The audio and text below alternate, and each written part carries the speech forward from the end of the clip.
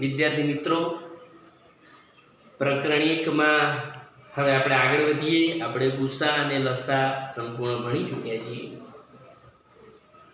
હવે અસમય સંખ્યાઓ કેવી રીતે સાબિત કરવી એ આપણા અભ્યાસનો એક નાનો મુદ્દો છે. એમાં શરૂઆતમાં એક દાખલો થોડો વિશેષ છે, પછી બધા આપણું સરળ છે. પહેલી રકમ લઉં છું. ધારો કે આપણે √2 અસમય છે.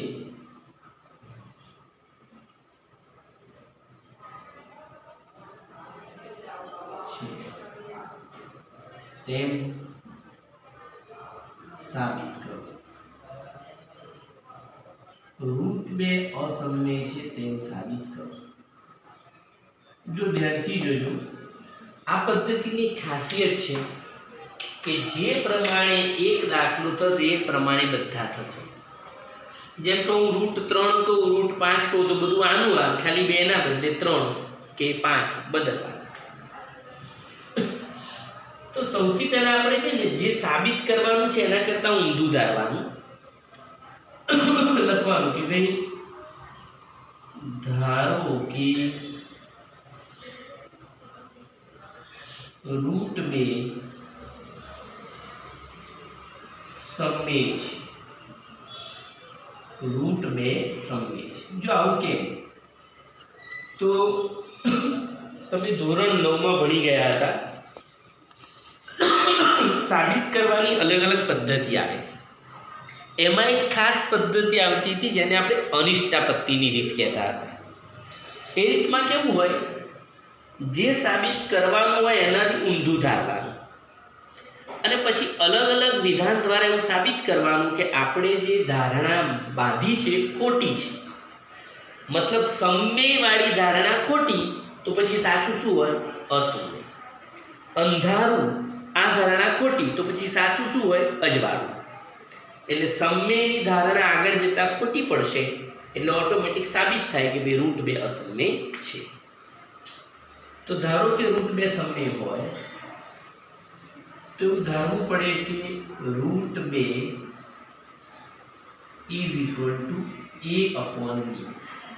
આ a/b એ √2 ના એક અવયવનું સ્વરૂપ છે કે સમય સંખ્યા હોય એટલે એના અવયવ પડે અને અવયવની જે પણ પૂર્ણાંક હોય એ સમય હોય અને સમય સંખ્યાઓ a/b સ્વરૂપમાં દર્શાવાય.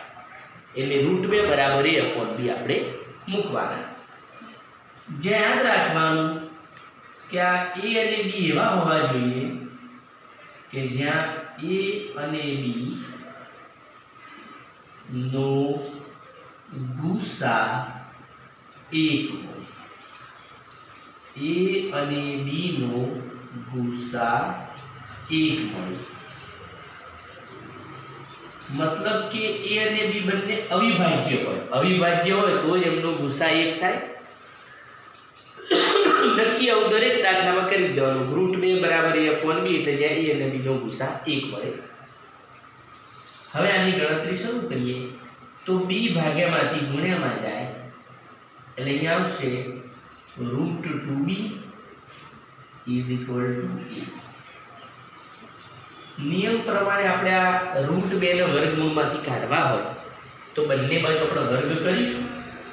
એટલે આવું લખીએ કે √2b નો સ્ક્વેર તો = a નો પણ સ્ક્વેર. એટલે √2 એટલે 2, b² = a². એને ક્રમમાં ગોઠવીએ તો બોલાશે કે a² = 2b². આ આપણું એક મહત્વનું પરિણામ થયું. આને ખાસ ધ્યાનમાં રાખવાનું. a² = 2b². આવી રીતે જો √3 હશે તો 3 આવશે, √5 હશે તો 5 આવશે. આનો અર્થ એવો થાય કે a વર્ગના અલગ અલગ અવયવ છે 2 અને b². આ b માં ગમે તે અજ્ઞાત સંખ્યા હોય. ધારો કે અહીંયા કોઈ પણ એક સંખ્યા છે પણ એની સામે આમ લખી દો કે ભાઈ 2 ગુણ્યા 5 મતલબ કે 2 વડે ભાગી શકાય છે. અહીંયા લખી દઉં 2 ગુણ્યા 3 મતલબ કે 2 વડે ભાગી શકાય છે.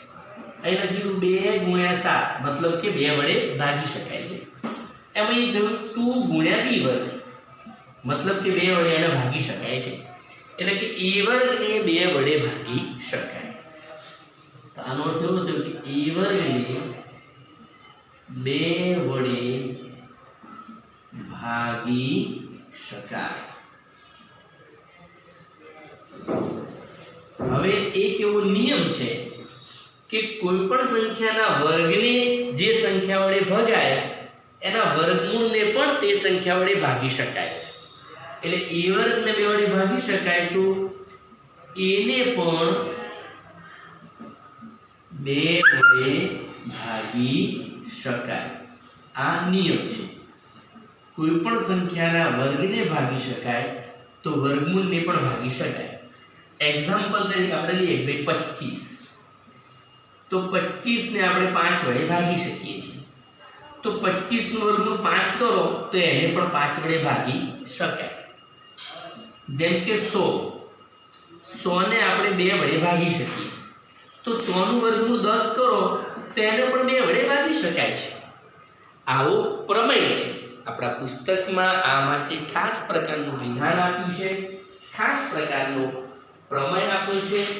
હું તમને કહીશ પ્રમેય 1.3 માં આવો વિધાન છે. પ્રમેય 1.3 મુજબ અહીંયા હું તમે યાદ રાખી શકો કે પ્રમેય 1.3 મુજબ આ પ્રમેય 1.3 માં વિધાન છે કે ભાઈ વર્ગને કોઈ સંખ્યા વડે ભાગી શકાય તો વર્ગમૂળને પણ ભાગી શકાય. મતલબ a ને પણ 2 વડે ભાગી શકાય.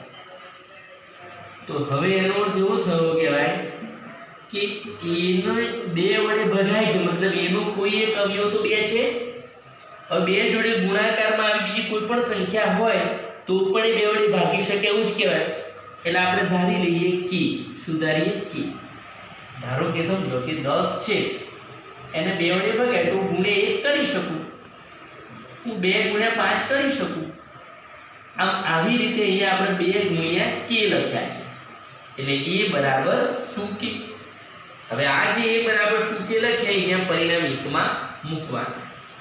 તો લખીશું તે માટે a ના બદલે શું લખીશું 2k square is equal to 2b square. શેમાં લખ્યું આ a બરાબર 2k ની કિંમત આ લાલ બોક્સમાં લખી તો 2 નો વર્ગ થશે 4k square is equal to 2b square. 2 વડે આ 4 ને ભગાય તો શું થશે 2k સ્ક્વેર બરાબર b સ્ક્વેર. તો જો યાદ કરો આપણે આ વખતે કોણ કરતા કરવાના છે b ને. જેમ અહીંયા હતું ને 2b સ્ક્વેર બરાબર a સ્ક્વેર તો આપણે ક્રમ ઉલટાવ્યો હતો એમ અહીંયા પણ ક્રમ ઉલટાવીએ તો શું થશે b સ્ક્વેર બરાબર 2k સ્ક્વેર. તેનો અર્થ થાય કે b વર્ગને 2 વડે ભાગી શકાય.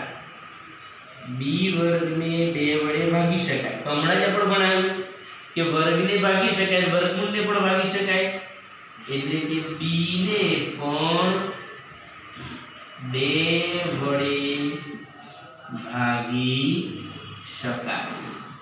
હવે ધ્યાનથી જુઓ આપણે એમાં લખ્યું કે ભાઈ a ને 2 વડે ભાગી શકાય પછી લખ્યું b ને 2 વડે ભાગી શકાય મતલબ કે a અને b બંનેને 2 વડે ભાગી શકાય. તો આમ a અને b ને 2 વડે ભાગી શકાય. તેનો અર્થ એવો થયો કે a અને b નો ગુસા કેટલો થયો કહેવાય 2. માટે a અને b નો ગુસા 2 મળે, પરંતુ આપણે જ્યાં ધાર્યું હતું ત્યારે a અને b નો ગુસા કેટલો લીધો હતો 1 અને અહીંયા તો 2 મળ્યો, તો લખવાનું માટે આપણી ધારણા ખોટી છે, આપણી ધારણા ખોટી છે। આપણી ધારણા કઈ હતી? √2 સમમેય, એ ખોટી પડી, તો માટે સાબિત શું થયું કે √2 અસમમેય છે, √2 અસમમેય છે। અહીંયા દાખલો પૂરો। આની લંબાઈ જોઈને જરાય ટેન્શનમાં ના આવતા, આ દાખલો અઘરો જરાય નથી, એક સિમ્પલ વિગત છે। √2 માટે આપણે એક સમમેય સંખ્યા a/b ધારી લીધી, પરંતુ તે એવી શરત હોય કે આ a અને b બંને અવિભાજ્ય સંખ્યા હોવી જોઈએ, એટલે કે એમનો ગુસા 1 થવો જોઈએ।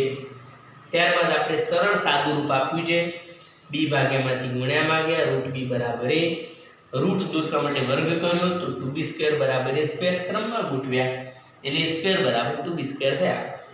આનો અર્થ એવો થયો કે a વર્ગને એક સંખ્યા 2 વડે ભાગી શકાય, તો a વર્ગને 2 વડે ભાગી શકાય એટલે એને પણ 2 વડે ભાગી શકાય। હવે આપણે આની આ વસ્તુ આની આ વિગત b માટે કરી છે। ટૂંકમાં આપણે એવું કરી દેવું છે કે a અને b બંનેનો ગુસા 1 નથી આવતો પણ 2 આવે છે, એટલે એને આપણે 2 વડે ભાગ્યા, તો એને 2 વડે ભાગ્યા મતલબ કે એનો એક અવયવ તો 2 છે અને જોડે બીજો કોઈ અવયવ હોઈ શકે છે, જે મેં તમને સમજાવ્યું।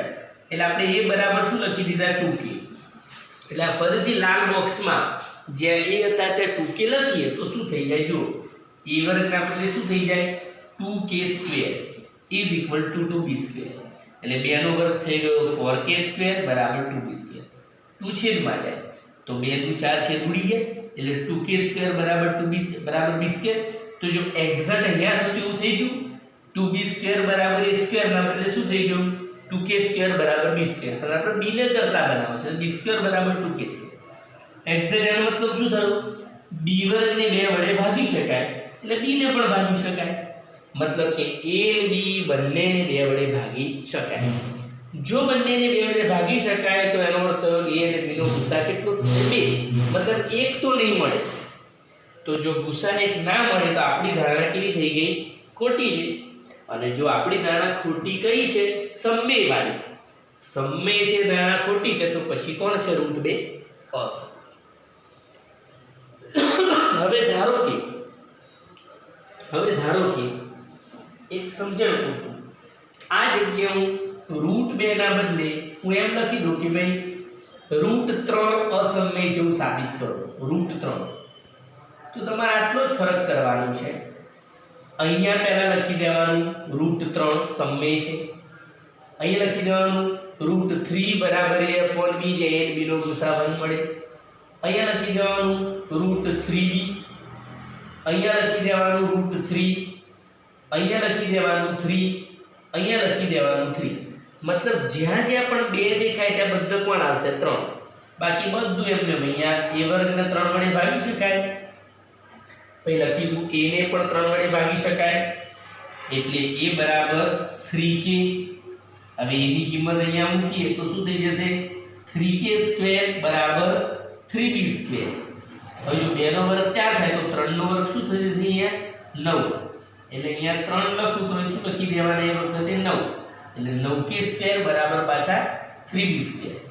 3 વડે 9 ને ભાગીએ તો 3 × 3 = 9, એટલે પાછા ફરી આવશે શું આવશે? 3, એટલે b² બરાબર શું થઈ જશે? 3k। તો શું લખ્યું? b વર્ગને 3 વડે ભાગી શકાય, b ને પણ 3 વડે ભાગી શકાય, a અને b ને 3 વડે ભાગી શકાય, a અને b નો ગુસા 3 મળે, માટે આપણી ધારણા ખોટી છે, તો માટે √3 અસમમેય છે। ધારો કે હું √5 કરી દઉં, અહીંયા હું √5 કરી દઉં તો આનું જ પણ જ્યાં 2 દેખાય ત્યાં બધે શું થઈ જશે? 5 થઈ જશે, અને અહીંયા 2 નો વર્ગ 4 કરું તો 5 નો વર્ગ 25 થઈ જશે, બાકી આખો જ દાખલો આ પ્રમાણે થાય। ધારો કે હું અહીંયા √7 લખી દઉં તો તો બધું આમનું ખાલી આ રૂટ 2 દેખાય છે, જે 2 દેખાય તે બધું શું થઈ જશે 7 અને 2 નો વર્ગ જે 4 કર્યો ત્યાં 7 નો વર્ગ 49 થશે. એટલે આ દાખલો એક પ્રકારનું એક બીબું છે, એક છાપ પાડી દેવાની કે એક વખત ગણ્યું એનું જ બધામાં. શરત એટલી કે અહીંયા બધી આવી અસમય સંખ્યાઓ આવી જોઈએ. જો રૂટ 25 હોય તો વર્ગમૂળ 5 નીકળે એટલે 2 3 5 7 11 આવી દરેક અસમય સંખ્યા માટે આ જ ફોર્મેટમાં બધું લખી દેવાનું. ખાલી મેં જે લાલ રાઉન્ડ કર્યા ત્યાં 2 હોય તો 2, 3 હોય તો 3, 5 હોય તો 5, 7 હોય તો 7. અસ્તુ.